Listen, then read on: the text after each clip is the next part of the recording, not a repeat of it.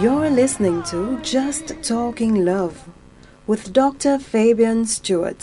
Thank you. That's how it is when a boy falls in love. Before that, we heard what it's like when a girl is in love. And of course, we had 4 songs earlier which expresses the heart of a man, as it were. Now, there's this common notion that men are too insensitive to express their emotions. You know, songs are a wonderful thing. Music, indeed, is a wonderful thing because what words fail to tell you, you can always find it in songs. And there's there's no better way of expressing something that you can really feel the emotions in it rather than songs. And it's one of the reasons why these songs were selected for this particular subject this afternoon. Now, Mr. Blake, this notion of men don't have emotion, what is your take on that? When I was growing up, music was where I was able to share my emotions first. Yes, of course. And it is my opinion that men are not insensitive. They've just been conditioned to not show it. And conditioned to not show their emotions. Yes. Conditioned in what way, would you say? Much of it basic training from home, much of it from parents and mothers. Right. You know, it is widely understood, especially these days, that fathers don't show emotions. They don't show affection for their children, be it boy or girl. They tend to have this attitude that they're the matronization or the sort of thing. They're macho men. They don't have any feeling. They don't show any emotion at all. And so, you know, one can see the reason why it is widely believed that they don't have any feeling. But that's not so. There are a lot of suffering men out there today. Yes. Men who are suffering from hurt, from pain, from grief, from loss, from lack of love. Now, why can't they show it? They didn't learn it from their dad, who did not show it. I can speak for myself. Okay, let's hear a little bit about that. My dad was a businessman. He did fairly well. Wasn't around a lot. And as such, never shared much affection, if any, Yes. other than being the policeman, which he did. But the actual hug or Yes. an embrace, which would have been very nice, Yes. wasn't there. Got that from most of the time. I can understand that. It's commonplace. Pat, you're taking that. That is the fact with a lot of men. Men are somewhat shy, if I must say so, to pour out that kind of emotion where it relates to embracing people, holding hands with their young children, to allow them to develop this sense of wanting to be with their parents, showing emotion. I do like this thing. I do like this person. I can hold their hand. It is fine to hold their hand because I like them. It's my father. It's my brother. It's my sister. It is fine to hug them. And the world can see. You know, that tends to portray a lot of lack of balance in the family. Because here you have the mother outpouring whatever emotion she has. But it's not really balanced, is it? Because that's just one-sided. The father, invariably, is always out at work or doing something else or with friends or whatever it is. But that sort of tenderness that is needed from the father to create in this human a rounded person is not there. Now, what can be done about this?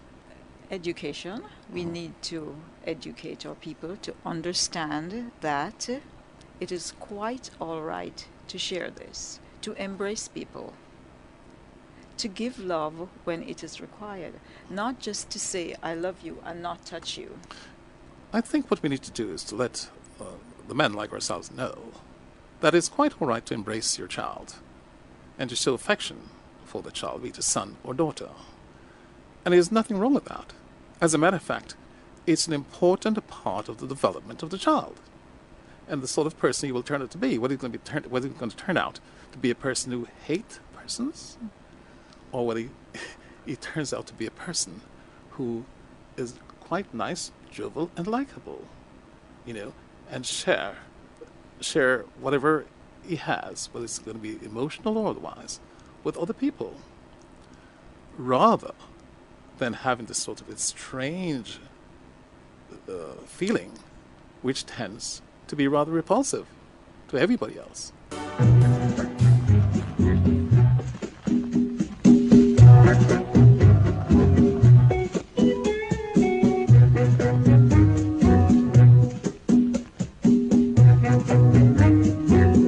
Whenever there's moonlight, I think of you. I remember the first night I held you tight. I think of your warm lips and your loving arms. Whenever there's moonlight, I think of you. I remember the first time I kissed you goodnight. You told me you loved me and would never let me go. But now you've gone, dear, and leave me all alone. Whenever there's moonlight, I think of you.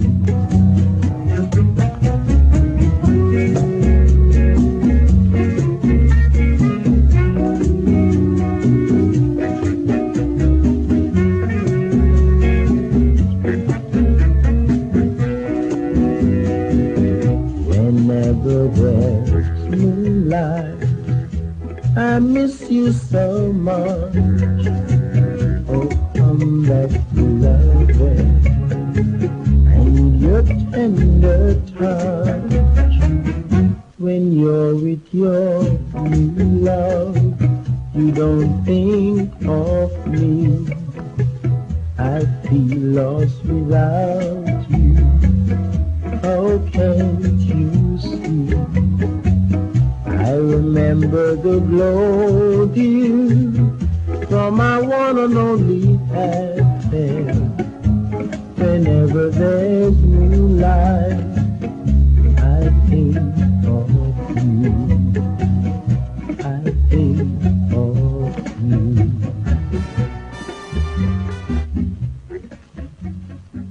Welcome back to Just Talking Love. We're broadcasting from News Talk 93 FM on the beautiful campus of the University of the West Indies here in Kingston, Jamaica. In our studio this evening, we have Pat Barker, Krishna Blake, our special guest, and we're discussing emotions. Are men too insensitive to express their emotions? Now, let's go to you first, Pat. Now, all the songs we've been playing are men expressing emotions. Sure. And feelings. Yes. You would agree with that, Mr. Blake? Yes, I do. Right. Now, if we can express such feelings to, the person on the other side we were expressing it to, why can't we do that in the home where children are concerned? Why?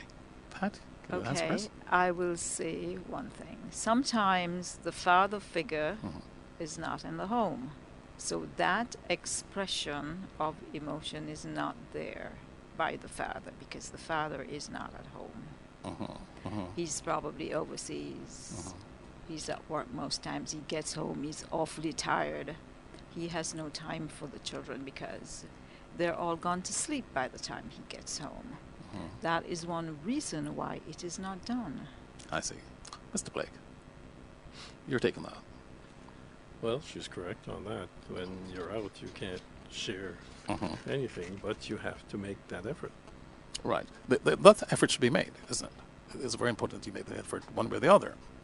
Do you know one of the problems in working long hours and staying away from home?